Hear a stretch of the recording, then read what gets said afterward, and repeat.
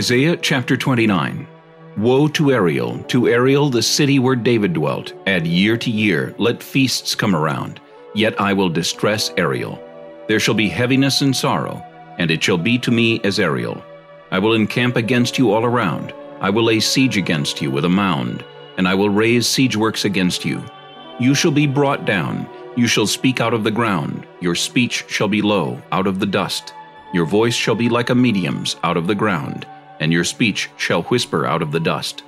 Moreover, the multitude of your foes shall be like fine dust, and the multitude of the terrible ones like chaff that passes away.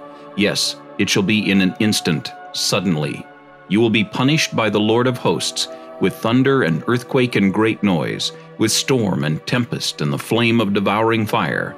The multitude of all the nations who fight against Ariel, even all who fight against her and her fortress, and distress her, shall be as a dream of a night vision.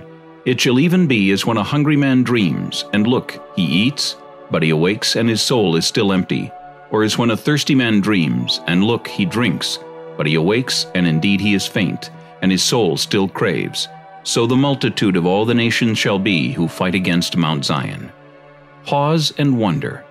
Blind yourselves and be blind. They are drunk, but not with wine. They stagger, but not with intoxicating drink.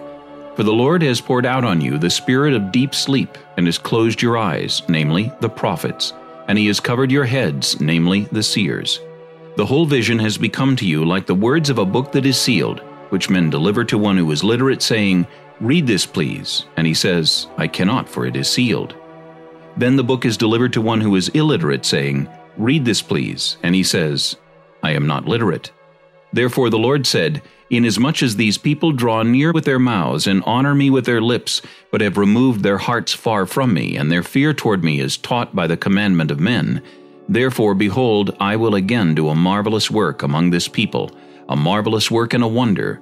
For the wisdom of their wise men shall perish, and the understanding of their prudent men shall be hidden.